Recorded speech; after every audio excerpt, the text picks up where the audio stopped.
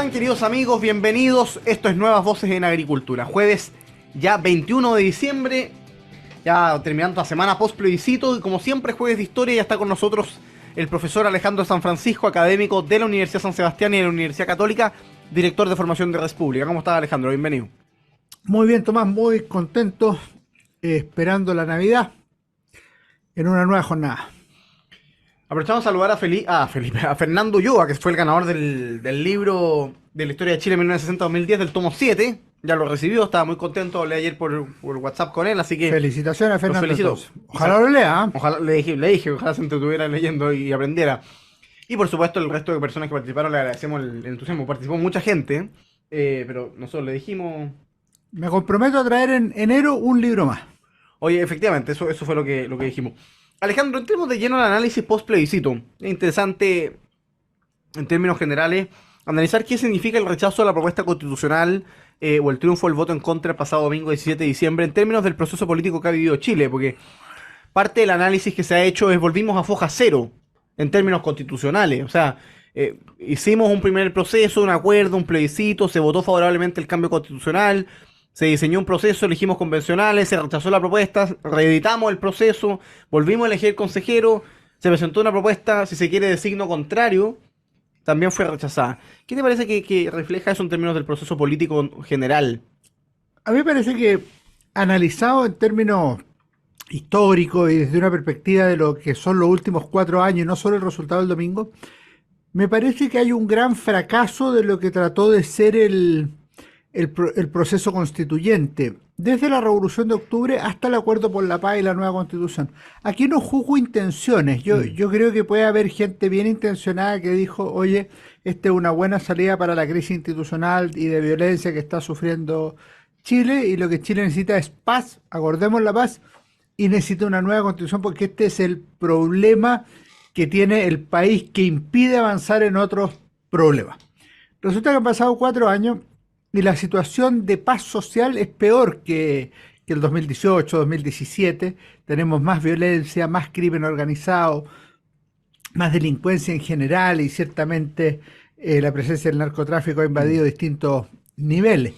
Y por otra parte, la Constitución fue rechazada 2 veces, la modificación de la Carta Fundamental, sea en el proyecto de la Convención Constituyente como en el del Consejo Constituyente. Se pueden hacer las más diversas evaluaciones, análisis, perspectivas, pero lo que es claro es que una vez más la Constitución ha sido ratificada, de manera tal que la Constitución fue ratificada en 1980, es discutible el tema de los registros electorales y otros problemas. En 1989 no es discutible, un gran acuerdo, claro, importante, y ahora en 2022 y 2023. Y a eso se suma el gran acuerdo político que significó la reforma del 2005 del presidente Ricardo Lagos. De manera que lo primero que habría que concluir efectivamente es que aquí fracasó la obsesión constituyente que hubo en Chile. Y lo digo así porque hubo un esfuerzo de explicar que el drama de Chile era la Constitución de Pinochet. Yo acepto esa interpretación, no la comparto, pero la acepto. Pero resulta que hace una semana, 10 días, el mismo domingo, ya no era la Constitución de Pinochet, ahora claro, era la Constitución de Ricardo Lagos, ya no era mala, sino que en realidad es buena y ha permitido el desarrollo de Chile, etcétera, etcétera. Y ese doble discurso es peligroso para el país, no es un discurso sano y evidentemente tiene consecuencias a la larga. Alejandro, hemos conversado en el pasado y tú has analizado, has escrito incluso sobre el proceso revolucionario, lo que se vivió en octubre, cómo eso derivó en constituyente, cómo eso ocurre en la historia de Chile, cómo las crisis institucionales o políticas de Chile suelen derivar en una cuestión constituyente. Pero con el rechazo a esta segunda propuesta constitucional, y con ya la evidente sensación de que en Chile no hay ningún interés ciudadano de seguir discutiendo el tema constitucional, ni que hay tampoco ninguna esperanza ni ninguna credibilidad en que la Constitución es el medio de cambio para la situación de la vida de las personas, ¿en qué pie queda la revolución o el intento revolucionario? Porque efectivamente hay un doble discurso, tú bien lo decías. Hay también, en términos culturales, si se quiere, al margen del resultado electoral, un fracaso de un gobierno, una generación política, un grupo político, el Frente Amplio, el Partido Comunista, pero particularmente el Frente Amplio, cuya bandera de lucha, quizá una de las más principales, era el cambio constitucional, terminar con la Constitución de Pinochet, la crítica a la transición. Y hoy día, claro, se ve todo eso reivindicado, legitimado democráticamente. Quizás la izquierda nunca se imaginó que la constitución de Pinochet, como ellos lo tildaban, iba a ganar 2 plebiscitos seguidos. Y claro, algunos de la izquierda, yo escuchaba una intervención de Fernando Paulsen que decía que no era verdad que con este triunfo del en contra lo que se estaba votando era ratificar la constitución de Pinochet. Claro, no sé cuál sería la alternativa. Quizás Fernando Paulsen cree que no hay constitución vigente o que estamos en una anomia y estamos en un interregno constitucional y está derogada la constitución. La alternativa siempre ha sido modificarla o se mantiene la vigente. Eso ocurrió en ambos plebiscitos. Entonces, uno se pregunta, bueno, en términos culturales y en términos del trabajo, del proceso revolucionario, del proyecto de transformación radical que tenía el Frente del Partido Comunista, ¿en qué quedó todo eso? ¿Qué pasa con eso? Yo creo que lo que se ha producido aquí es un repliegue táctico. O sea, aquí no se han abandonado el interés constituyente. Quien lo ha explicado de manera más transparente me parece que una vez más el Partido Comunista. Daniel Jaude dijo con toda claridad que hay que iniciar una reforma constitucional o una nueva constitución vía asamblea constituyente. O sea, dijo el fin y el modo. Y lo mismo han dicho otros dirigentes del Partido Comunista, señalando expresamente que no van a hacerlo en estos 2 años. O sea, que no le van a causar problemas al gobierno de Gabriel Boric, sino que los problemas se los van a causar al gobierno siguiente. Entonces, yo creo que lo que hay aquí es un repliegue táctico y que no se ha abandonado la idea de hacer un cambio de carácter constitucional. Y aquí el tema de fondo, Tomás, no es si Chile requiere o no requiere una nueva constitución, si vamos a aprobar o no vamos a aprobar una nueva constitución, es si esa constitución es funcional o no al proyecto político que tiene un sector de la ciudadanía, en este caso la izquierda. En ese sentido me parece a mí que era mucho más transparente la Unidad Popular cuando decía que quería una constitución de transición al socialismo. Aquí en Chile se decía de manera más o menos neutra, queremos una nueva constitución, como si eso fuera neutro, claro. Y después evidentemente lo que se quería era una constitución de carácter refundacional, que lo explicitó muy bien la presidenta de la convención, Elisa Loncón, y por ende es muy claro que no querían la constitución del Consejo Constituyente, que era radicalmente distinta a la del 4 de septiembre. Pero en eso yo no veo que se vaya a abandonar lo que fue la propuesta inicial de cambiar la constitución, y eso se puede hacer por 2 vías. O por un tercer proceso constituyente, que obviamente no se va a hacer en los próximos 2 años, o por una reforma constitucional de una constitución que, estando vigente, está debilitada por los quórums para la reforma de la constitución y por la rebaja de los quórums para las leyes orgánicas constitucionales. Y a eso se le puede sumar 2 cosas que son distintas pero que también son relevantes. Una es un ambiente de anomia o un ambiente de que es posible violar la Constitución, claro, sin que eso tenga un costo demasiado alto por una parte, y eso evidentemente se notó en los retiros del 10% y en el parlamentarismo de facto que se instaló en el país y en algunas otras cosas. Yo creo que eso va a seguir así. Y en lo que podríamos llamar la lealtad institucional o lealtad democrática, como dicen los politólogos, que yo creo que se vivió particularmente entre el 18 de octubre y el 15 de noviembre, donde algunos querían que el presidente Piñera, la falta de lealtad, que el presidente Piñera saliera por la puerta de atrás, etcétera, etcétera. Alejandro, una pregunta que surge inmediatamente y que tiene que ver con lo que tú comentabas, porque se ha hablado efectivamente de la necesidad de postergar el tema constituyente. Muchas veces se habla en clave de no hacer un tercer proceso, ¿no? Yo ayer decía en el programa, o el martes, que no me acuerdo, que teníamos que entrar en una verdadera cuarentena constitucional. Es decir, no solo no procesos constituyentes, que es el desde, sino tampoco reformas constitucionales en el medianísimo plazo. O sea, por una razón muy simple, porque es evidente que los chilenos están pidiendo que los parlamentarios y el gobierno se hagan cargo de otra cosa, y no en la reforma constitucional. Hay algunos que siguen con el tema de la reforma del sistema político, en fin, que me parece realmente torpe discutirlo en estas circunstancias.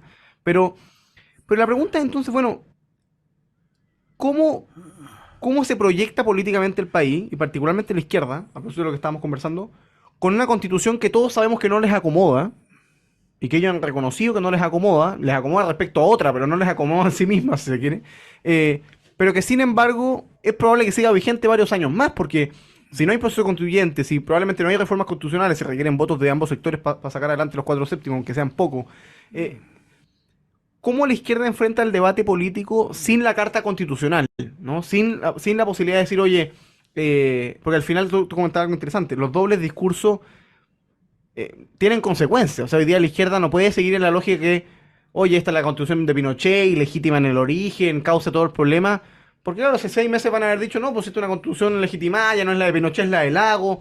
¿Cómo enfrenta la política, cómo enfrenta la izquierda particularmente la proyección política del modelo social que parece estar reivindicado en las urnas? Yo tengo la impresión que aquí se van a producir dos cosas que son distintas. En materia constitucional, la izquierda ha gobernado con esta constitución. Entonces tú tienes que ir ocupando posiciones. A mí me parece que lo hizo la presidenta Bachelet con particular talento.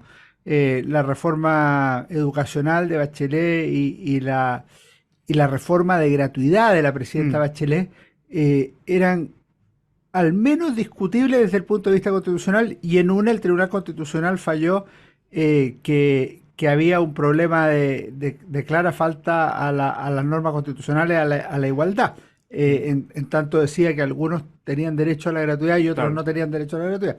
Pero fíjate que con el cambio en la composición del Tribunal Constitucional podría cambiar la resolución en otro momento. Entonces, yo creo que la postura es ir avanzando todo lo que se pueda con las distintas aristas de poder que tiene la izquierda en el país. Una parte del Tribunal Constitucional, mayoritaria, Claro. una parte del Congreso, una parte de la Cámara de Diputados, la totalidad del poder ejecutivo y algunos otros medios como los medios de comunicación, por ejemplo, que son más afines al gobierno o al Estado.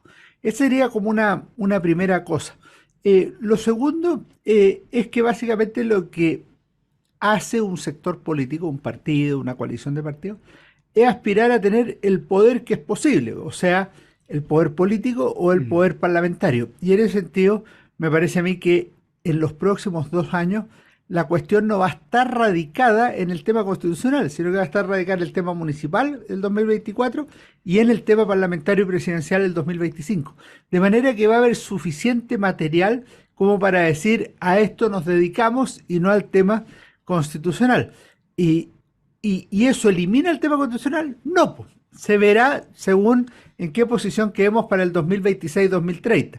O sea, si la izquierda queda en el gobierno, se hace A. Si queda en la oposición, se hace B. Claro. Pero previamente haber resuelto las dos cosas anteriores, o sea, las elecciones municipales por una parte y las elecciones presidenciales y parlamentarias por otra.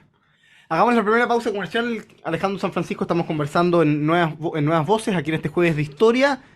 Breve pausa y vamos a volver con qué viene ahora. Bueno, es el escenario post-plebiscito, qué pasa con el gobierno, qué pasa con las reformas que propone el gobierno, qué pasa con la oposición, qué pasa con Chile también, en qué situación enfrenta Chile este periodo post-plebiscito, este periodo post-constituyente, que resultó al menos infructuoso, pero que enfrenta al país con una situación bastante delicada en distintas materias que son de conocimiento público. Hagamos la pausa y en pocos minutos volvemos acá en Nuevas Voces. Estamos de vuelta, queridos amigos, con su programa Nuevas Voces en Agricultura, jueves de historia. Estamos conversando, para los que se van sumando a nuestra sintonía, con Alejandro San Francisco, académico de la Universidad San Sebastián y de la Universidad Católica, director de formación de Red Pública. Por supuesto, analizando lo que son los resultados del plebiscito del 17 de diciembre, también cómo se enmarca eso en el proceso político que ha vivido Chile en los últimos años. Vamos a conversar ahora de lo que viene post plebiscito, ¿no? En qué situación queda la oposición, el gobierno, y en qué situación queda también la realidad política y social de Chile. Vamos a saludar a quienes hacen posible el programa y seguimos conversando con Alejandro San Francisco. Posgrados de la Universidad San Sebastián cuenta con más de 100 programas en diversas áreas del conocimiento. Más de 14.000 egresados han preferido sus magíster, diplomados, postítulos y especialidades. Conoce más en posgrados.uss.cl. En Enel buscamos cuidarte y que tu servicio eléctrico sea continuo y de calidad. Por eso, si sabes de un hurto de cables que ha generado corte de electricidad en tu barrio, puedes denunciarlo de manera anónima al 600-696-0000. Ayúdanos a evitar esta práctica ilegal y a mantenernos seguros con Enel. Hoy, el verde, más que un color, es una acción diferente. Por eso, en BCI cuentas con Leasing Verde y Seguro Automotriz Verde para apoyarte en tus proyectos sostenibles. BCI, hoy puede ser diferente.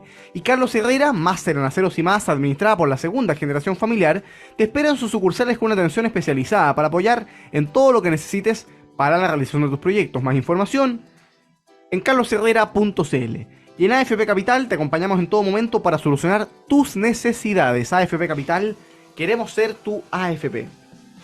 Alejandro San Francisco, ¿en qué pie queda la realidad política, el gobierno ha pasado una suerte como de ofensiva, ha dicho que hoy día empieza una nueva etapa, de que es el momento de llegar a acuerdos, que hay que dejar de lado los cálculos mezquinos, insiste en la reforma previsional, en esta lógica de 2 puntos la cuenta individual, 3 puntos un fondo estatal, otro un seguro social estatal, insiste en la idea del pacto fiscal, el ministro Marcel ha criticado que ha habido mucha dureza en la oposición, mucha intransigencia, el presidente Boric se llamado a llegar a acuerdo, la oposición de manera bastante unívoca ha dicho que no están dispuestos ni para subir impuestos, ni para que la cotización adicional vaya a cuentas del Estado, vaya a fondos estatales.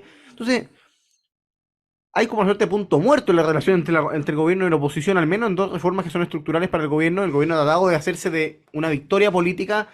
La agenda pública no muestra la misma sensación. Hay una acusación constitucional en ciernes contra el ministro Carlos Monte por su responsabilidad en el caso convenio.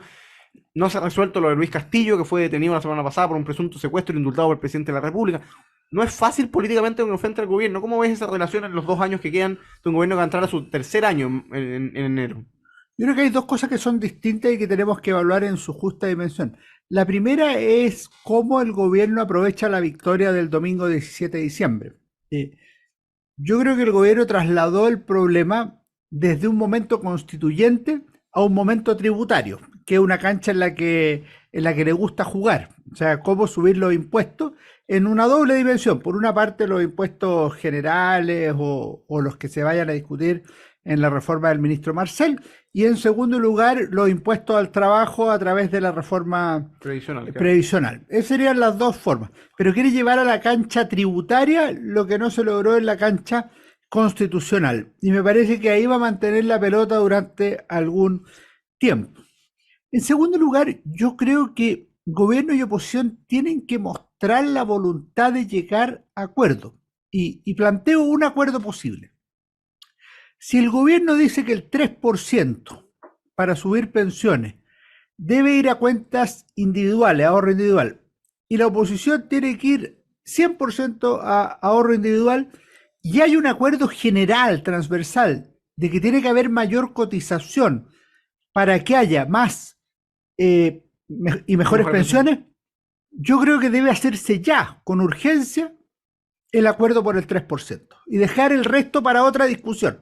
O sea, hacer el acuerdo por el 3% en que gobierno y oposición se suman y hacen ese 3% para cuentas individuales, para ahorro futuro, para las pensiones. Y ahí se va a mostrar si gobierno y oposición están dispuestos a llegar a acuerdos. Y yo creo que, y no veo ninguna razón para que alguien se reste de un acuerdo de ese tipo, estando los dos de acuerdo en eso. Pues la discrepancia está en el otro tema. Y lo otro queda para una discusión posterior, porque de lo contrario vamos a seguir exactamente como hemos estado en los últimos 15 años. Como no hay acuerdo en el margen, no se llega a acuerdo en lo que haya acuerdo. Yo no sé cómo lo ves tú, cómo lo verán los auditores, pero me parece que es una fórmula razonable para avanzar y para mostrar voluntad de acuerdo, porque de lo contrario sería solo declarativo que hay que llegar a acuerdo, y no realmente sustantivo, que es como lo que estoy planteando yo en este momento. Entonces, yo creo que en esto hay que tratar de ser más riguroso, más serio, y ver si hay espacios para esos acuerdos. Y me parece que el 3% restante, tal como lo ha planteado el gobierno, o sea, que es para financiar las salas cunas o para pensiones, pero solidarias con fondos que van a ser del Estado, a mí me parece que eso debería ir en una reforma tributaria, no debería ir en una reforma de pensiones. De manera que se llega al acuerdo acá en pensiones y lo otro se pasa a una reforma tributaria y se discutirá en su mérito reforma tributaria. Y ahí o se llega a acuerdo o se vota, y ahí los que voten a favor, bueno, subirán los impuestos, y los que votan en contra querrán mantener la carga tributaria como está, o ojalá algún día se vote también bajar los impuestos. Alejandro, una pregunta que tiene que ver ya con la oposición. ¿Ha habido críticas o algo de fuego cruzado, pero de muy bajo calibre? Sí, de bajo calibre, algunas declaraciones desafortunadas de ciertos liderazgos, pero en términos generales ha habido bastante, a mi juicio, madurez política. El gobierno plantea que hay falta de autocrítica. Yo creo más bien que hay inteligencia política, no andar haciendo la autocrítica en público, sino como se deben hacer en privado, con respeto con los aliados políticos. Pero enfrenta un desafío importante, porque viene la municipal, efectivamente tú lo comentabas, viene una elección municipal, que es la antesala a la elección presidencial, siempre ha sido en Chile. Lo que pasa es que, claro, en Chile hemos estado midiendo el gobierno en muchas elecciones, porque han habido muchas elecciones muy distintas a las que siempre tenemos, pero suele ser la municipal suele ser nuestra elección de medio término, ¿no? Nuestra elección así, nuestra midterm La election, midterm. es la municipal. Y va a ser interesante cómo se comporte la oposición o las oposiciones, considerando que se ha repetido este eje de amarillos demócratas hacia republicanos. ¿Cómo ves la situación de la oposición después de la derrota que sufrió el domingo? Yo creo que la situación de la oposición hoy es peor que lo que era el 16 de diciembre. Eh, Sin embargo, el tema hacia futuro está abierto. A mí me parece que la oposición ha madurado en los últimos 2 años. Por ejemplo, que se ha consolidado, que era algo que no estaba claro a su tiempo. A mí me parece que se han consolidado dos derechas. La centro derecha de Chile Vamos por una parte y la derecha de republicanos por otra. Y eso es algo sano para la oferta política del país.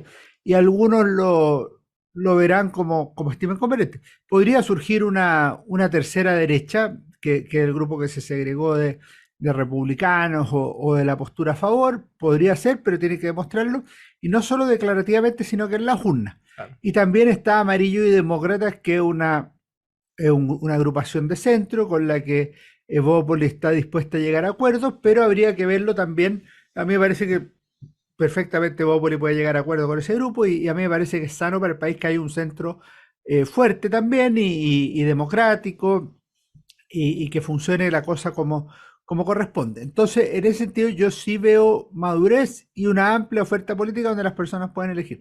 ¿Qué significa esto? Bueno, que hay que enfrentar unidos aquellas elecciones que exigen unidad, por ejemplo, las de alcalde. Y ojalá en competencia las que exigen competencia, como las de concejales o como las parlamentarias. Porque en esto me parece que se ha aprendido también. Para las pasadas elecciones de Consejo Constituyente, si no iban unidos, esta cuestión era una debacle. Y resulta que fueron separados y fue el mejor resultado que ha obtenido la derecha desde el regreso a la democracia. Entonces, ojo con algunos predictores que no siempre se ajustan a la realidad, sino que a la voluntad de un partido, de un grupo o de una opinión coyuntural. En esto hay que evaluarlo de manera seria y me parece que la competencia es mejor para que la oferta electoral sea más amplia. De lo contrario, se va a producir lo que pasó en la elección de 1997, cuando hubo casi 1 millón de votos nulos y blancos, precisamente por la desafección ciudadana. En cambio, cuando hay más oferta, siempre hay alguien al cual se puede recurrir porque representa más o menos mis ideas o mi forma de ver el presente y el futuro. Alejandro, hay un tema que yo considero muy, muy delicado, y que tiene que ver con la realidad del país, ¿no? Porque evidentemente el tema constitucional no es, no fue, nunca será la gran panacea ni la varita mágica que resuelve la realidad política, sin perjuicio de que una buena constitución puede contribuir a mejorar las condiciones de vida, pero no lo hace por sí sola. Pues lo cierto es que Chile está estancado económicamente, el gobierno ahora celebra una cuestión que salió en The Economist súper bien, pero lo cierto es que el país no creció, es el dato, Chile no creció el año 2023. Ahora, claro, celebran que el Banco Central bajó 0,75 puntos la tasa de política monetaria. Claro, si está a 9 puntos, que es lo más alto que ha tenido Chile hace varios años, que vaya bajando es bastante natural. La inflación va a cerrar en un 3,5%, 4%, relativamente alto, pero también bajando. El gobierno ha dicho que el próximo año será un año de crecimiento económico. Lo cierto es que Chile está estancado económicamente, los empleos se están destruyendo, las oportunidades se fuman. En materia de delincuencia y crisis de seguridad, todo lo que se puede decir es poco, basta prender las noticias. En materia de salud, hubo un acuerdo, una comisión de expertos que convocó un senador socialista de gobierno. Hubo un acuerdo de propuesta para reformar el sistema de salud y corregirlo. El gobierno no estuvo dispuesto a respetar el acuerdo. De hecho, lo descartó. El mismo ayer, el martes, el doctor Acosta comentaba que el mismo senador Castro votaba indicaciones en la discusión contrarias al acuerdo al que habían llegado con expertos desde la derecha hasta el gobierno. En materia de educación hay niños que llevan 100 días sin clase en regiones de la zona del norte. Van a venir, lo decíamos el otro día, vienen los resultados de la PSU. Y obviamente los colegios particulares van a tener mejores resultados que los colegios estatales, que probablemente van a empeorar sus resultados promedio. Incluso los colegios estatales que hayan tenido buenos resultados, el Liceo Augusto Balmar de Ñuñoa y otros que han sido destruidos en el último tiempo. Entonces, la situación es muy compleja, pero es muy delicada además porque este es un gobierno que ha mostrado ya demasiadas pruebas de incompetencia para hacerse cargo de la realidad. Entonces, ¿cómo se puede, qué esperanza hay para Chile en los próximos 2 años, ¿no? Porque la situación empeora, ¿no? Y es una suerte como de pendiente resbaladiza, sobre todo el tema de la seguridad. Yo creo que hay cosas que son imputables al gobierno, a la mala designación de los ministros, la mala decisión en términos de políticas públicas, los actos de corrupción en el Estado y otros. Pero hay algunos temas que tienen que ver con la crisis institucional de la Revolución de Octubre de 2019 que no son imputables al gobierno. ¿Y por qué uno de las dos cosas? Porque Chile está mal por el conjunto de factores y no exclusivamente por la gestión del gobierno. En la historia de Chile ha habido gobiernos buenos, regulares y malos, y este puesto a analizar habrá que verlo históricamente, pero tendrá tales méritos y tales faltas. El problema es que en Chile salieron 70, 80 mil millones de dólares del país que no están dispuestos a invertir.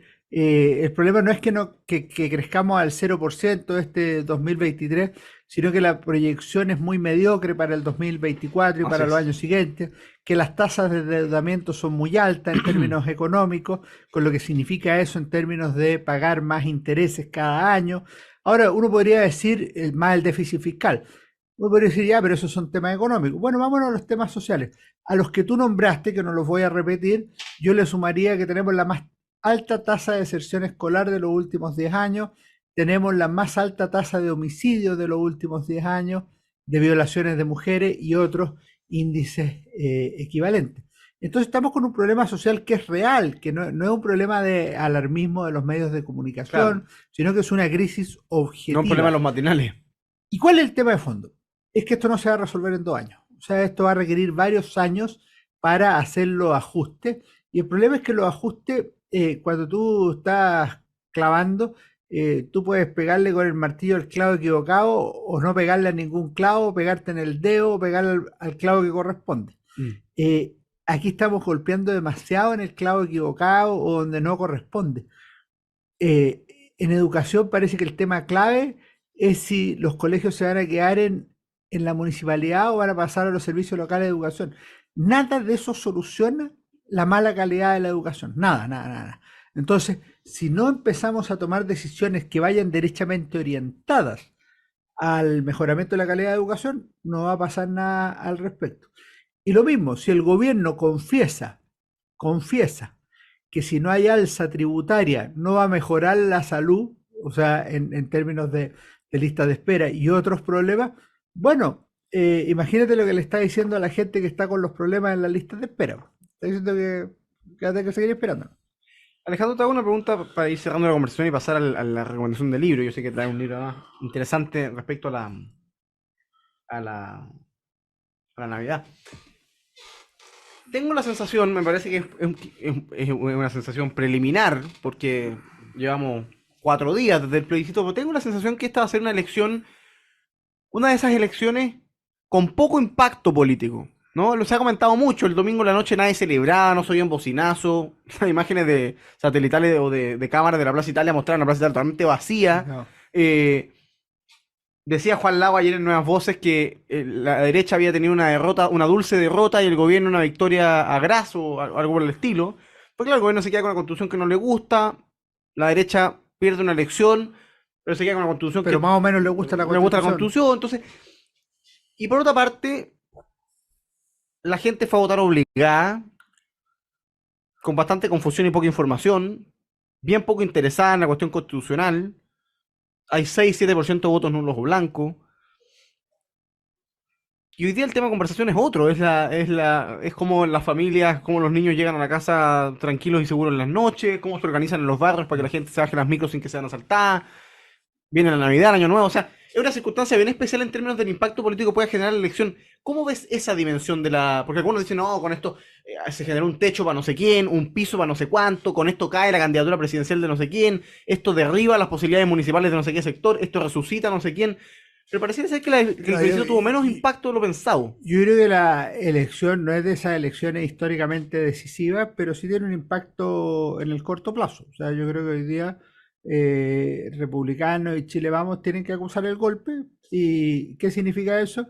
Bueno, que en términos boxeriles perdieron el primer, el segundo asalto o el quinto asalto pero no han perdido la pelea, de manera que tienen que seguir luchando. O perdieron el primer tiempo y van perdiendo 1-0 Claro. y queda todo el segundo tiempo y eventualmente el alargue. Entonces, pero sí hay que reconocer el momento en que está.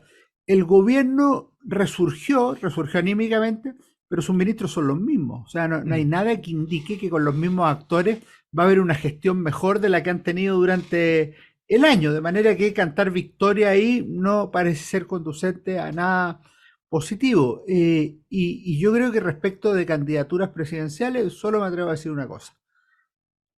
En marzo de 2021, los candidatos presidenciales a la segunda vuelta eran Daniel Jadwe y Joaquín Lavín. Así es. Ambos no ganaron las primarias de sus respectivos sectores. ¿Qué significa eso? Que si alguien dice, oye, es que esto afectó a Kast, obvio que le afecta a Kast. ¿Y qué significa que el día de mañana Kast puede ser presidente de Chile? O bien puede ni siquiera llegar a las primarias. Quedan 2 años. O sea, no es demasiado tiempo en política.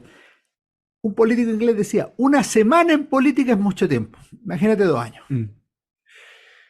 Alejandro, podríamos conversarlo en algún minuto, pero se comenta, ayer se comentaba y empieza a ser ya parte de la conversación la posibilidad de una tercera candidatura a la presidenta Bachelet, que tuvo un rol relativamente activo en la campaña del Encontre, y que también quiere de algún modo sacar una ganancia del triunfo del Encontre. Y que hoy día queda abierto, porque de aprobarse la constitución de la convención se prohibía. Se prohibía. El Consejo. Alejandro, viene la Navidad, tú traes una recomendación de libro para nuestros auditores en estos tiempos de familia, en estos tiempos de fin de año. Pensé mucho que recomendar esta semana y me decidí por Jesús en su tiempo, de Daniel Robs, que es un gran historiador de la iglesia francés, que además tiene un muy buen estilo literario, y creo que tiene una virtud especial, que trata la vida de Jesucristo en su tiempo. Y tiene un capítulo dedicado, como corresponde, al nacimiento de Jesús en Belén, a la Virgen María, al significado que tiene ese acontecimiento. Ese acontecimiento, desde el punto de vista histórico, cambió la visión que tenemos de la humanidad. O sea, hoy día estamos en el año 2023 después de Cristo, por decirlo de una manera muy fácil de entender para cualquier persona. Pero a mí me interesaba otra cosa.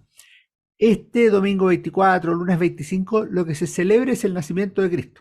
Cada persona tiene el legítimo derecho a conmemorarlo como es una fiesta familiar, es muy bonito hacer regalos. Pero dado que es el nacimiento de Cristo lo que se celebra, yo dije, voy a llevar algo para los auditores que lleve a la celebración que tenemos. Y me parece que este libro de Daniel Robs, Jesús en su tiempo, puede ser una gran contribución en esta fecha. Nada reemplaza lo que es la lectura de los evangelios, que se refieren precisamente al nacimiento de Cristo en el altar de Belén. Jesús en su tiempo, entonces, la recomendación de Alejandro San Francisco en este programa, en este jueves de historia, Puertas de la Navidad. Alejandro nos va a dejar en este segundo bloque. Te agradecemos, por supuesto, tu participación. Muchas gracias, Tomás, y que tenga una muy feliz Navidad, igualmente a todos los auditores. Igual para ti, nos reencontraremos el próximo jueves aquí en Nuevas Voces de Agricultura. Que estés bien. Hacemos una pausa y volvemos en pocos minutos con nuestro último bloque, nuestros últimos minutos aquí en Nuevas Voces. Estamos de vuelta, queridos amigos, con su último bloque aquí en su programa Nuevas Voces de Agricultura. Estuvimos conversando en este jueves de historia con Alejandro San Francisco. Y quiero aprovechar estos minutos porque varios auditores nos han preguntado, nos han escrito al WhatsApp de Nuevas Voces, donde está ya funcionando la comunidad, con cientos de auditores de distintas partes del país que nos escriben, que han estado accediendo a contenido bastante exclusivo, digamos que solo reciben los que forman parte de la comunidad de Nuevas Voces. Ayer estuvimos mandando un podcast, por ejemplo, a propósito de el análisis sobre el resultado del plebiscito de este 17 de diciembre y qué viene para adelante. Y mucha gente efectivamente nos ha preguntado, bueno, ¿qué viene para adelante, no? ¿Cómo abordar el resultado del plebiscito? Yo creo que en esto la oposición tiene una tarea que es fundamental. Hoy día el principal deber, la principal responsabilidad que tiene la derecha, la oposición al gobierno del presidente Boric, es levantar y configurar una alternativa política contundente, distinguible, con ideas claras, con valentía para promover esas ideas y que en todas partes del país pueda efectivamente ofrecerle a los chilenos un camino, un horizonte de esperanza de un país en paz y en libertad. El gobierno del presidente Boric le ha hecho daño al país. Ha sido un gobierno que no solo ha gestionado mal en materia económica, que no solo ha tenido torpezas y errores propios de la improvisación, de la falta de experiencia. Es un gobierno cuyas ideas bajo las cuales está inspirada le hacen daño a Chile. Le hacen daño a Chile. Pero el deber no es simplemente denunciarlo, oponerse, criticar su reforma, sino también presentar una alternativa, presentar un proyecto de futuro, de país, anclado en las ideas en las que creemos, en la dignidad y en el valor de cada persona humana, en la libertad que tienen los chilenos de sacar adelante sus proyectos de vida, en el derecho de los padres a elegir la educación de sus hijos, en el derecho que tienen las personas a emprender económicamente, en una economía competitiva, abierta, que genere oportunidades, que genere buenos empleos para Chile. Un proyecto que se haga cargo de las urgencias sociales, que ataque con decisión, con carácter y con herramientas el avance del crimen organizado, que detenga el descontrol migratorio, que se haga cargo del avance del narcotráfico, que se haga cargo de la difícil situación que vive el sistema de salud chileno, que trabaje por mejorar la calidad de educación de los niños, que permita que las familias puedan elegir dónde se educan sus hijos, pero que la educación que reciban sea de calidad, que permita poner a Chile en marcha y que Chile vuelva a progresar como lo hizo en los últimos 40 años. Para eso la oposición tiene que generar un proyecto alternativo político. Tiene que ser capaz de trabajar desde los centros de estudio, desde los partidos políticos, con los jóvenes, con las mujeres. Efectivamente, va a presentarle el próximo año para las elecciones municipales en cada comuna del país una alternativa. En cada comuna del país donde las administraciones del Frente Amplio y el Partido Comunista le están haciendo daño a los chilenos, la derecha y la oposición tienen el deber de levantar una alternativa. Y hay que trabajar con los pies en la calle, en terreno, con ideas, con valentía, con sentido de urgencia, con respeto por los legítimos proyectos distintos, pero con una coordinación que permita enfrentar al gobierno, levantar una alternativa y recuperar y reconstruir Chile. Chile vive un momento complejo, pero eso no quiere decir que no se pueda salir adelante. Y el deber de todos quienes creemos en las ideas de una sociedad más libre, más justa, anclada en la persona humana, es trabajar para que en los próximos 2 años nuestras ideas sigan creciendo en Chile y en las elecciones municipales, de consejeros regionales, de gobernaciones regionales y en las elecciones parlamentarias y presidenciales, la libertad, la justicia, la dignidad humana y la paz triunfen en Chile y se vea derrotado definitivamente el proyecto refundacional del gobierno del Frente Amplio. Esa es la pega que tenemos para adelante, hay que seguir trabajando. Por supuesto, el domingo 17 de diciembre perdimos, hay que asumir las derrotas, hay que ser capaz de tratar de interpretarlas, de comprenderlas, de analizarlas, pero inmediatamente ponerse a trabajar con la lección aprendida de que nuestras ideas no se defienden solas, requiere de buenos liderazgos, de nuevas voces también, que se hagan cargo de promoverlas y de llegar a las distintas regiones de Chile, a los distintos rincones del país, con las ideas que le hacen bien a Chile. Así que a seguir trabajando, queridos amigos. Les agradezco su sintonía, como cada día acá en Nuevas Voces, se nos va acabando el año. Si alguno no nos vuelve a escuchar mañana viernes, quiero desearles una muy feliz Navidad, que tengan un espacio de reflexión, de unidad con su familia. Efectivamente, como decía Alejandro a propósito de la recomendación del libro, lo fundamental en esta Navidad es el nacimiento de Jesucristo, es la llegada del Salvador al mundo, y espero que eso sea fuente en un año complejo, en tiempos en que vivimos muchas veces cansados, agobiados, temerosos, que el nacimiento de Jesucristo sea fuente de esperanza, sea fuente de fe para la familia, sea fuente también de caridad, y por lo tanto podamos mejorar en nuestro día a día y enfrentar el próximo año, el año 2024, renovados de energía, con optimismo, con esperanza, para seguir trabajando por Chile y por cada uno de los chilenos. Que tengan feliz Navidad. Por supuesto, mañana viernes nos reencontramos aquí en Nuevas Voces de Agricultura. El lunes no tenemos programa, pero mañana viernes sí a las 13 horas. Así que nos reencontramos todos mañana. Usted quédese en la 92.1 y viene Deporte en Agricultura. Y nosotros nos veremos mañana a las 13 horas con un nuevo panel para seguir conversando de actualidad política. Que estén bien. Chao, chao.